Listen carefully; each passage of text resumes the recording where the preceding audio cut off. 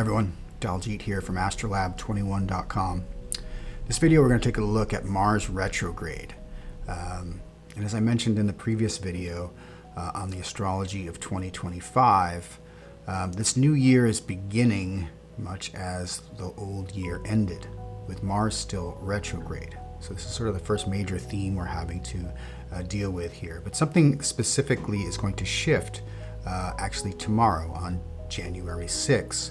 Mars, which stationed retrograde back on December 6th in the sign of Leo, has been steadily moving backwards, and now tomorrow it will move and backwards into Cancer. So it's going to be a little bit of a tonal shift. It'll feel differently, very much about feeling as we move from the sign of Leo to the sign of Cancer, from this fiery, expressive sign to this watery, compassionate, caring, nurturing sign. And it's an interesting shift for the planet Mars, as we'll see. Some very specific things about how Mars functions in each of these signs, and particularly as a retrograde planet, is going to give us some things that we really want to be looking out for. So there's that. So yeah, recording this now, I'm looking at the Sky Now chart. It's January 5th, 2025. It is 10 a.m. on the East Coast, and Mars is at 0 degrees, 18 minutes of Leo. So I think it'll be 6 in the morning tomorrow when it will officially move back into Cancer. So I'll share my screen. We'll take a look at the chart. Here we have Mars, as I said, 0 degrees. And so tomorrow it'll move from Leo back into Cancer, which will be a significant difference in the tone, as I said. Now, we're also going to be talking a lot about this opposition between Mars and Pluto. It has been moving backwards into this opposition. It was exact on New Year's Day, and we're going to look at what sort of transpired on that day as an indication of what these two planets, particularly in these hard aspects like an opposition, can often constellate. Two very often difficult energy, and I think it played out quite tragically over this past week. So we'll take a look at that. I'm going to jump over and share my slide here. So Mars retrograde in Cancer, emotional battles. We're going to take a look at why this is a particularly emotional period for us all collectively as Mars makes this retrograde through the moon-ruled sign of Cancer. Tends to be much more emotional and nurturing, inward focused, which, as we'll see, is a little bit challenging for Mars. But it can also bring us a chance to recharge our soul battery. So with every transit, there's sort of a light and a shadow aspect, and when we can consciously engage with this energy, it can change our experience, the energy and the experience. But I chose this image and I want to talk about Mars retrograde in Leo as it has been for the past month, because a lot of the things that have happened in the world over the last month have really shown us how powerful these transits are. And I just can't help but to see it everywhere I look. You know, when as an astrologer, we are always framing these things in terms of the planetary transits. And when I look back on the past month, this Mars retrograde opposing Pluto, it's just showing up everywhere. The themes of these archetypes, you know, like I always say, right? Astrology doesn't cause these events, it correlates. And the correlations have been so profound. It's worth sharing because this is, I think, how we learn to understand, to know, and to trust this system for the kind of insight and guidance it can provide.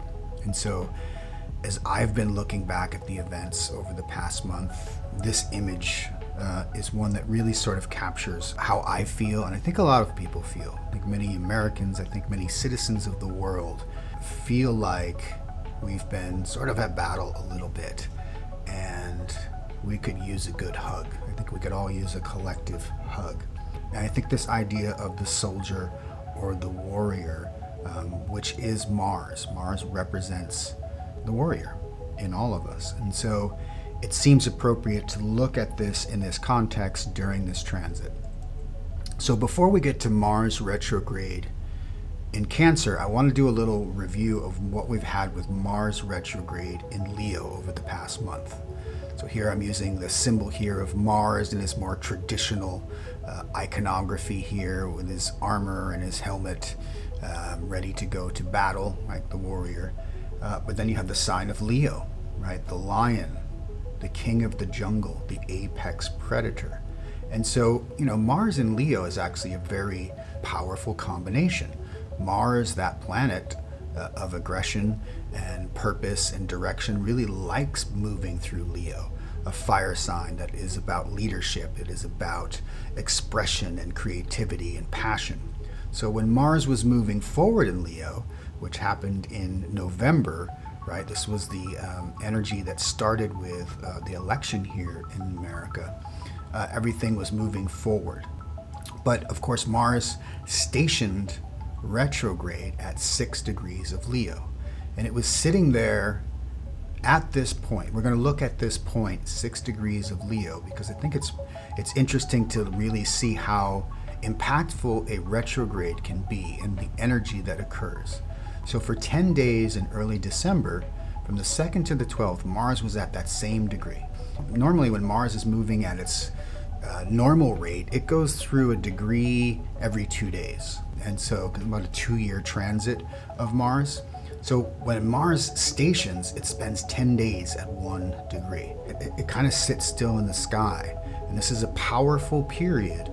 We always look at the stationing of planets. This is why astrologers will always look at a stationing planet, and its impact tends to be amplified. It just literally is sitting there, and that degree and any aspects that it's making at that time tend to be amplified. So that's why we want to look at this a little more closely. If you look at the events that took place during this 10-day period, it was a little insane. I mean, things were kind of nuts in the culture, right? And it started on December 4th. Mars, 6 degrees Leo, and South Korea declares martial law. You couldn't get a more literal example of Mars in Leo. The leader of the nation of South Korea, leadership Leo, declares martial law. Mars law, right? Mars is the soldier, the warrior. And here you have the soldiers and the leader.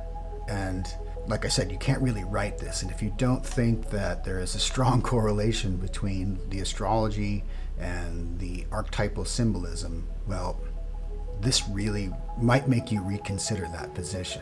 And if we look at the chart, when that happened, it was December 3rd, 2024 at 10:27 p.m. in South Korea. The president goes on TV and declares martial law. And if we take a look here, we see that Mars was on the ascendant at that moment. So the leader declares martial law, and what we'll see is that the people sort of reacted in a way. Actually, we'll probably say Jupiter was the reaction, because what ended up happening was people just started pouring into the streets, and there were just massive protests overnight. There were sort of conflicts with the military. It was pretty tense, but it was diffused in a matter of 24 hours. The president kind of backpedaled and retracted the martial law. But it was a really good example of, this kind of response, the power of the people to uprise, right? That Jupiter, the massive protests, 11th house of people expressing their voice, their discontent with what this government had done, right, under this Mars in Leo configuration. Now, of course, we want to see that, Mars is not quite in its exact opposition with Pluto at this point. It's about 6 degrees away, and we usually use an orb of about 5 degrees. Once it comes within 5 degrees, we would say that it's coming into orb with that exact opposition. But it's close enough that this is kind of in the air a little bit, and we're going to look at this opposition a bit more as the month progressed and the intensity ratcheted up in what was going on in the world. But anyway, this kind of diffuses itself within 24 hours. But again, just the perfect example of Mars about to station in the sign of Leo. Now, hours later, halfway around the world, when those of us in America woke up on December 4th, we woke up to the news that the United Healthcare CEO, Brian Thompson, had been shot and killed in the streets of New York City. And here's the image from the security cam, which, interestingly enough, is perfectly framing this crime. And I know there are security cameras in many places. We're becoming very much a surveillance state. But as you see this, it's pretty, it seems very convenient in some ways that this assassination pretty much was caught on camera. But it was a very chilling moment, and it really created quite a stir in the culture. And more so when it was found that the perpetrator had written "deny, defend, depose" on the shell casings of the bullets he used to shoot this healthcare CEO. And of course, I think this refers to, a book that was written about healthcare. And this is sort of the strategies that healthcare companies have used to deny coverage to paying customers of healthcare. They deny coverage, they will defend their right to it, and if that doesn't work, they'll depose you and take you to court and bleed you out with their high-priced lawyers and deep pockets. So this really struck a nerve in the American population. And, we got glimpses of this young, handsome, smiling suspect, that this was the guy that they were looking for, that supposedly was the guy who is here pulling this trigger. Used a 3D printed gun, dropped a backpack full of Monopoly money in the park as he fled quite calmly, I will add. Many have said this looks like a very professional hit, and it just had that feeling. Stuff like this, just the media just eats it up. And so it became quite a sensation. And if we look at the chart here for that time, it was 6:45 a.m. in New York. Well, here we see we've got, just before dawn, the sun about to rise in Sagittarius, but we see that we have that Mars at that 6-degree Leo point over here in the 9th house. I thought was interesting. If we think about the 9th house as the house of philosophy, the house of our sort of spiritual or philosophical orientation. And as we would learn over the days as this event became part of our zeitgeist, right, that this suspect had written a manifesto, right? So something like a manifesto, like a political manifesto, would be very in keeping with a 9th house Mars, someone who assassinated a leader of a major corporation based on his political or philosophical views. It's pretty fascinating. And again, I'm not saying it's causing, but it's an interesting correlation, what we always want to look for when we're looking with our astrological lens at these events. So that's fascinating. It was also, there was this trine with the North Node in Aries, which is this young, sort of very aggressive action that was taken by this suspect, who purportedly is the person who pulled the trigger. I will say I have my doubts, and we'll see how this all plays out in the courts, but a very just crazy event in many ways. So this is the start of Mars. It hadn't quite stationed retrograde, so it would be 2 days later when Mars hits that 6 degrees of Leo and literally turns backwards and goes retrograde, right? So he was moving forward, came to a slow stop in Leo, and then on the 6th, he starts facing backwards, starts moving backwards. And so we're right in the midst of this retrograde phase. 2 days later, we get news that the Assad family, the leader of Syria, had fled to Russia under cover of the night because the rebels were closing in on the capital, and it was quite sudden. I don't think anyone expected this to happen, and so the news was kind of a shock. But here again, you have a leader who is fleeing his country because armed rebels, Mars, are closing in on the capital. Another just perfect symbol of a Mars retrograde in Leo. Soldiers, leaders, obviously Putin, another very Leonian figure, as we've seen in his chart. I did his chart a few years ago, and believe me, Leo figures prominently in his chart as well. And this was seen as a setback for him. Now, it doesn't stop there. So the next day, back to our story of the assassinated healthcare worker, on the 9th of December, we get news that this suspect, this handsome young man seen here on the surveillance camera, had been spotted in a McDonald's in Pennsylvania, and someone called in the authorities.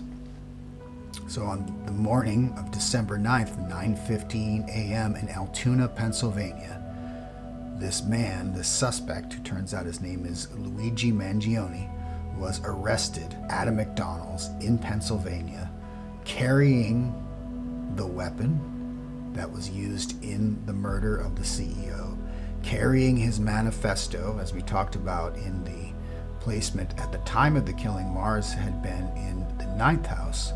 We see here, at the time of his arrest, Mars is in the 8th house. And amongst other things, this is the house of death. It's the house of secrets. This is the house of investigations, detective work, police work. 9th house is the house of law and justice, if you will. So it's interesting that these two events took place with Mars in either the 8th or the 9th house. And again, I just find the symbolism of that quite fascinating. When you look at these details, it really starts to make you think about this archetypal dimension of the events and how they correlate. Quite fascinating. Now, this creates quite an uproar. And as we'll see, he's identified, he's young, he's late 20s, from a wealthy family. You know, this news story really rippled through the sort of unconscious of America. And immediately, this guy was made into a sort of hero. Actually, a martyr, right? Here's just one of many memes that started floating around during this time. Saint Luigi, right? This guy was a martyr. People were cheering the murder and assassination of this wealthy healthcare CEO, Brian Thompson, right? And I think the traditional media really didn't know what to do with it. And of course, you know, always condemn acts of violence, but the response was so powerful in the culture. So many people were praising this guy as a hero, you know, calling for more violence, more assassinations, you know, of the wealth, of the wealthy. And it really, I think, is a moment in American culture. I think it's a touch point. And I think the astrology and the culture going forward is something that we can observe. And is why I think looking at this window of time is quite instructive in terms of the energy that is unfolding within our culture and within the world really at this time. But something has been stirred in the collective unconscious, for sure. And of course, not condemning the violence, the assassination, but also, you know, the millions of people who have been denied coverage, you know, thousands of people who have lost their livelihood because they couldn't afford their health care, and the just great disparity of wealth that has taken place in this country over the last 50 years, which has gotten untenable in many ways. Most bankruptcies are declared because of medical bills. People can't afford to pay for their health care. So this has become a real symbol of the zeitgeist. And Mars retrograde in Leo, leaders, the authorities, and taking action, Mars, aggressive action against the leadership that is corrupt, right? It's the perfect symbol for Mars retrograde in Leo. So again, the symbolism is quite rich. Now, at the same time, all of this is going on. And remember, this was during this whole week, the 2nd to the 12th. Mars is at 6 degrees Leo. Well, there was this crazy phenomenon in the skies over New Jersey where every night dozens of these strange drones were being spotted in New Jersey, New York, Connecticut, Pennsylvania, Ohio, every night, night after night on the news, and no one knows what's going on. There's no official response from the federal government, from local government, from state governments. You had senators and governors, asking the government to investigate what's going on, no answers. Such a bizarre time. And of course, if you followed this news on the internet, the UFO craze was off the radar. Like, everyone's like, oh, this is a UFO invasion. The aliens have landed. And it was just more chaos and uncertainty. And I think that's a theme that we are going to be having to deal with and navigate. As I said a little bit in my previous video about the astrology of the year to come, I feel like this is a harbinger of that kind of chaos that we might expect to have to deal with in the coming maybe couple years. So no official announcement of what it is, if it's a threat, isn't it a threat?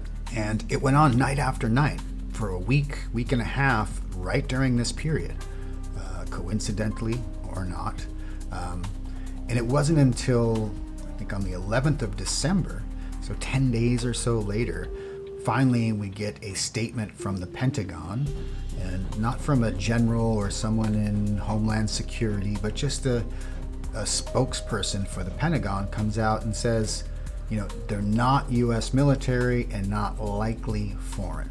And doesn't say much else, right? It's no information about what it is, what it isn't, and it's almost asks more questions than it answers. Just a very bizarre episode. And of course, it would be a week later before we heard from President Biden about this. I think this was on December 18th. All those drones over New Jersey, what's behind all of that? Nothing nefarious, apparently. But they're checking it all out. I think it's just one. There's a lot of drones authorized up there. I think one started and they all got everybody wanted to get in the deal. But we're following closely. So far, no sense of danger. So that was just bizarre, right? It's like hearing him fumble through this. There's a lot of drones authorized up there. One guy started it, it's just, you talk about an incoherent response to this event. And I think, this is the kind of world we're living in. This is the country we've been living in for a while now. Not exactly a sign of solid leadership, right? It's not a very Mars and Leo response. Sort of fumbling, bumbling Biden, who we hardly ever see, right? It just doesn't give you a sense of reassurance about this, right? I certainly didn't feel it.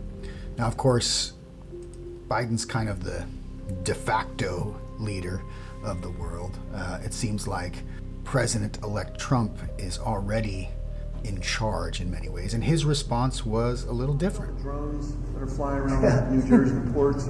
It seems like the American people have a big disconnect. The government knows what is happening. Look, our military knows where they took off from. If it's a garage, they can go right into that garage. They know where it came from and where it went. And for some reason, they don't want to comment. And I think they'd be better off saying what it is. Our military knows and our president knows. And for some reason, they want to keep people in suspense. I can't imagine it's the enemy, because if it was the enemy, they'd blast it out. Even if they were late, they'd blast it. Something strange is going on. For some reason, they don't want to tell the people. And they should, because the people are really... they happen to be over Bedminster. Want to know the truth? They're very close to Bedminster. I think maybe I won't spend the weekend in Bedminster. I've decided to cancel my trip. Have you received an intelligence briefing on the drones? I don't want to comment on that. So a different tone, as we might expect from President-elect Trump versus Biden. I will say, though, at least he addresses it in a forthright manner, saying, the government knows. They know what these things are, where they're coming from. They can track. You can track all of us within, about 10 feet. If we wanted to, they would shoot them down. So, but it's just so confusing. It doesn't reassure. It just confounds, and this idea of dissembling, right? no one knows what the truth is. It's a very uncertain time. And so this is the background with which we ended 2024. It's like, you know, happy holidays, America. Welcome to the new shit show. Like, good luck navigating this. And it just feels very much like a Mars retrograde.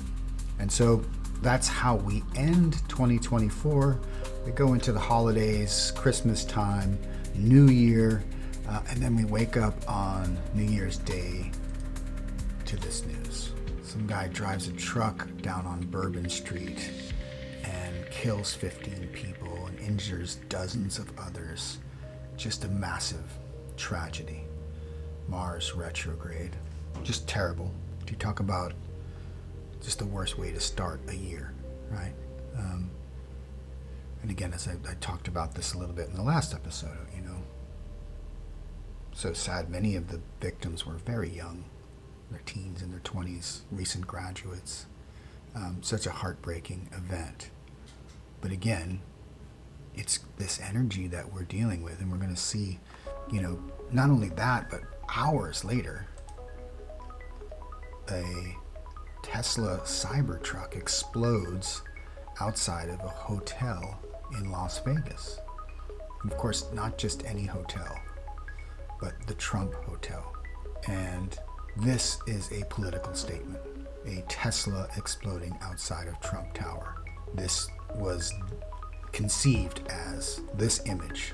And you just can't have, again, a more powerful image of Mars retrograde in Leo.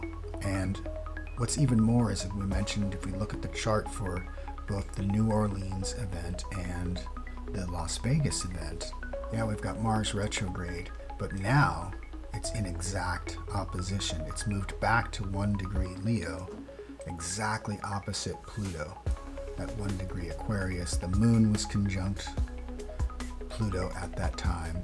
This adds fuel to the fire. And I've talked about this aspect many times. It's one of the most violent aspects in astrology. Any astrologer, when we see this, a hard aspect with Mars and Pluto, there's always a little bit of concern. Like, these kinds of events can be constellated by this transit. And so it's not a surprise that at the exact opposition, we saw these two events simultaneously. Pluto and Mars, incredibly violent configuration, right? But you just couldn't get a more apt symbolism for this kind of explosive violence. Mars, Leo, fire, retrograde. It's such a potent image. What's more, and I think really interesting, is that both of the suspects in both of these cases were both either former or current active duty military. The suspect in New Orleans, turns out Staff Sergeant Samsudin bin Jabbar, the guy who blew himself up in the Cybertruck in Las Vegas, Matthew Lisberger, who is active duty, actually a Special Forces Green Beret. And then here we see Jabbar, who was, I think, served over 10 years in the military. And that struck me as poignant as well, that both of these guys were soldiers, warriors. Mars in Leo, with an attempt to make a bold statement with their lives. Both of these feel like a suicide mission. Yeah, it's pretty heavy. But when we look at the symbolism and the archetypal dimensions of these two planetary energies, you can see how it plays out, right? Mars, aggression, action. There's a rage. There is violent action, use of force, right? Which only gets amplified by Pluto. Destructive, extreme, criminal, right? There's something very instinctive about this. Political upheaval. It's so obvious that when these two planets align, we often can see these kinds of events. So You know, Mars retrograde in Leo has been quite an interesting end to 2024 and a beginning to 2025. So it kind of sets the stage here. I wanted to just sort of look at where we're coming from and get us oriented to where we might be headed in the first months of the new year. And so that's why this image so resonates with me of this soldier hugging a teddy bear, and that symbolism of the soldier, the warrior, and a shift, okay, because we are going to shift. This energy that we've been just examining has a lot of Leo quality to it. It's explosive, it's powerful, it's outward, it's acts of aggression that are demonstrative, right? Now as we retrograde into Cancer, that is going to change entirely. So for the rest of the video, we're going to look at what we can expect with this Mars retrograde over the next 2 months, the first 2 months of the year. So Mars retrograde in Cancer, we can expect some emotional battles. This is the watery emotional sign of Cancer. But we also are going to get an opportunity to get a chance to recharge our soul battery. So again, there's always the light and the dark of every transit and of every archetype. So we're going to take a look at both. So here we're going to have Mars retrograding in Cancer, and as I say, recharge your soul battery. And it's like the warrior turns caretaker. Because Cancer, which is ruled by the moon, can be a sign of sacred pause. It's a beautiful expression of Cancer. It's the domain of the home, the heart, and hidden emotional landscapes that we all carry within us. So Mars in Cancer doesn't beat the war drum. It tries to nurture, it tries to protect, it reflects. It's a much quieter, more inward-focused energy. Strategy meets sensitivity, and the warrior sheds his armor to tend his wounds, both personal and ancestral.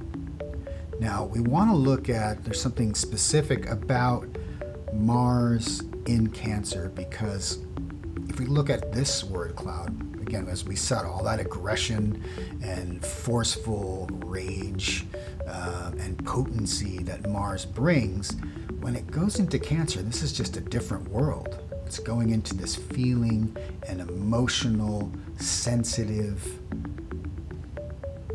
sentimental, touchy, tender sign. And right away, I think you can see, it doesn't seem like a good environment for Mars, the action planet, to be in the sign of Cancer. And that sort of informs something we would call Mars being in its fall, right? So all planets have a place that they are exalted, where they are strong and positive, and they have a place in the zodiac where they are in their fall, where they are the weakest and most challenged. So if we look at Mars, it loves being in Capricorn, right? Where it can be expressive in that sign of ambition, of drive, of reaching the top. It's the perfect environment for Mars. The opposite of that is Cancer. It just can't use its martial quality in the sign of Cancer. It's not appropriate here. So Mars feels a little challenged. And so we want to look at this when a challenged planet is weak and retrograde and is what we traditionally call Mars a malefic planet. This is not an ideal condition for Mars to be retrograding through. So we want to probably use an abundance of caution here as we approach this retrograde through Cancer, particularly as we've seen the last month what's transpired with its retrograde through Leo.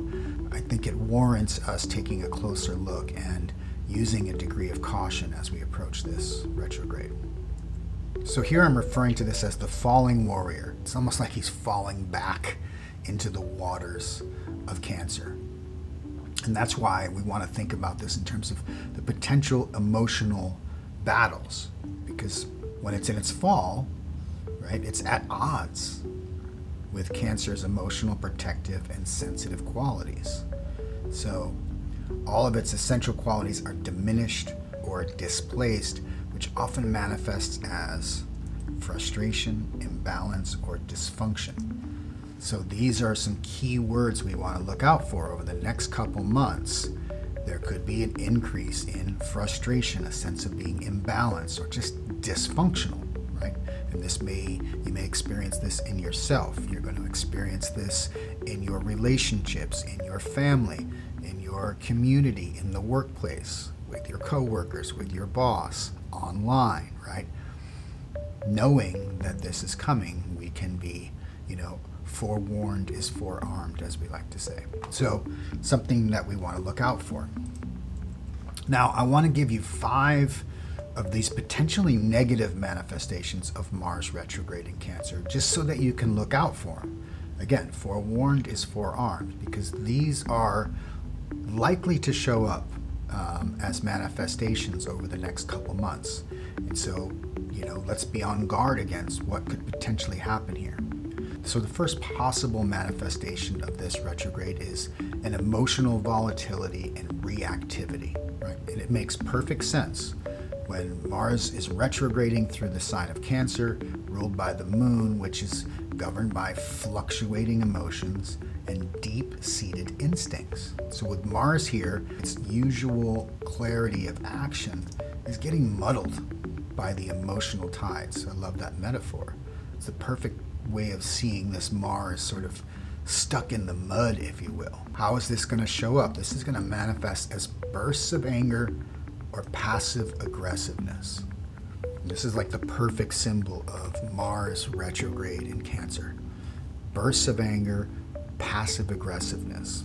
And we all recognize it, and we're all capable of it, but it's just going to be amplified over these next couple months. So watch it in yourself, watch for it in others, try to be a little more compassionate and understanding as you negotiate your relationships during this time, because this is just what's constellated. This is going to be amplified over the next 8 weeks, really. So that's the first thing we want to look out for. And of course, there's a tendency to react defensively, right, under this kind of energy. So we may just feel ourselves a little more defensive. Now, the second manifestation of this energy could be difficulty asserting boundaries. It makes perfect sense, right? Because Mars likes to assert its boundaries. But when it's in Cancer, these boundaries get blurred or even collapse altogether. So there's a need to nurture or protect, and this can override our ability to just say no. And it could lead to burnout or resentment. So again, another key word to really look for here. I think a sense of resentment is something that may be constellated in all of us that we want to be aware of, to be attuned to look out for. Where is it going to show up? Relationships, right? This is where these conflicts often manifest. So just, forewarned is forearmed. Here's a third possible manifestation of this energy, which is frustrated drive and stagnation. So this is going to lead to feelings of being stuck. And I love this metaphor, right? It can feel like it's building up internally, like a simmering pot that eventually boils over. So here's that fire of Mars, that energy in the water sign. So a simmering pot that boils over. So just be on the lookout, be more patient, because frustration is likely to be in the cards for us all. Here's a fourth possible manifestation, dealing with family and ancestral wounds. Again, this makes perfect sense. If you think about Cancer as the domain of the family, of the home, of our ancestry, of the past. And so a Mars retrograde here can stir unresolved conflicts within family dynamics. This awakening of deep ancestral wounds. So if these things do come up, understand this is why they're being called forward to be processed. But these patterns of anger, guilt, or defensiveness could come to the surface during this time, demanding attention but without a clear resolution. Just adds to the frustration. There's no clear direction forward. And the fifth and final manifestation of this energy, which I want you all to think about, is physical and energetic exhaustion. We think about Mars, and when it's afflicted as it is now, being in its fall and retrograde, it's often associated with physical ailments or depletion. So here in Cancer, we may feel bodily drained, and especially if our emotional energy is overextended. So some of the manifestations of this could be chronic fatigue, and particularly digestive issues. If we consider that Cancer rules the stomach in our digestion, this could lead to an overall sense of lethargy, and because of the retrograding factor here, a feeling of diminished vitality.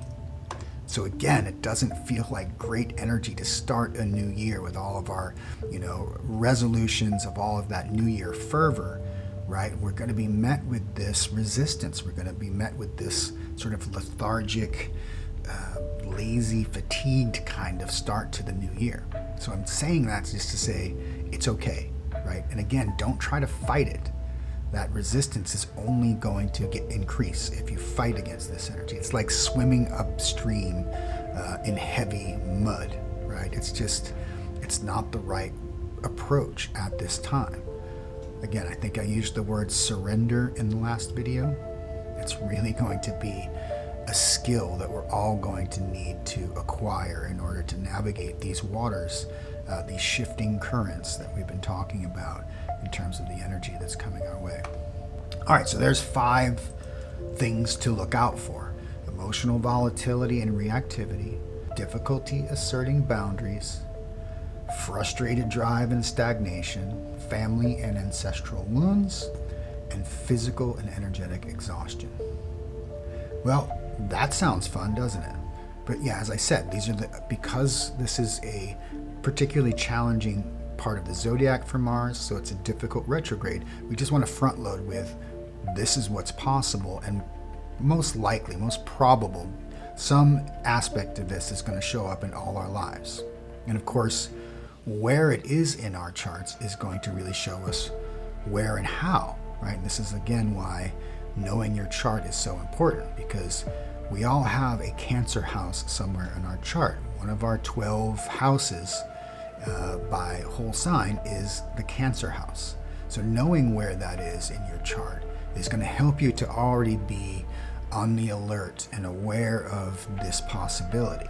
I know for me it's my 8th house. That's where my Cancer is. So the house of death, the house of sex, death, and regeneration, the house of deep emotional bonding, the house of transformational experiences, the house of secret and hidden things, the kundalini, the psychedelic, right? So all of these things, it's the part of me that has this deepest emotional capacity in many ways, but I'm prepared for what could be a very slow start emotionally for doing some healing, right? And that's what I'm going to point to now that we've looked at what are the potential negative manifestations. Now we want to consider, well, how do we work with this energy proactively? How do we do it consciously? And of course, there's always a way. Now that we know it's coming, well, we can do something more positive about it. And as always, whenever we're talking about retrogrades, it's the reconnecting. We're going to reconnect with what feels safe and sacred. Remember, we talked about Cancer as this sign of a sacred pause. So we want to step off the battlefield and retreat in a way into the sanctuary of our own hearts. I think that's a beautiful metaphor. So here's 3 things we can consider as we step into 2025. First thing, where does your heart want to lead you? And then how can you align your ambitions with your emotional truth? And then lastly, what are you ready to release so that your energy flows freely again? Something needs to be let go, something emotional. Something needs to be let go here. And once we release it, then our energy can flow freely again. So I'm going to leave you here with some key dates to look at. So, January 6th, Mars retrogrades into Cancer. It'll be retrograde all the way through the 3rd week in February, where it will station direct in Cancer, and then will start to move forward. It won't be until April 4th, where it comes back into Leo, where it is right now, and then it's another month before it passes the retrograde shadow, which is that 6 degrees of Leo point that we talked about so much at the beginning of the video. And so we've got some time ahead of us to sort of take this pause and time to recharge our soul battery. So I hope you'll take that advice to heart. I know I am going to be looking at these first 2 months quite differently than I normally approach a new year. Yes, I have a lot of things I want to do, but I'm not going to be really forceful with them. I'm really going to allow myself to have the opportunity to recharge my soul battery so that when the energy does shift, as we get into March, April, May, and we'll be looking at this in subsequent videos, right? There's a lot of interesting shifts coming our way as we get into the second and third quarters of this coming year. So there's plenty of time for action, and we will be called to take action when it is aligned properly. But I'm really advising for these first 2 months, really take care of yourself. Take that time, use the power of the pause during this retrograde to really realign, reconnect, and recharge your soul. All right. Well, I hope that was helpful and insightful. I hope it's something that you can use and take away. As always, I ask that you'll hit the like button, subscribe, and get the notifications of when the new videos are coming out.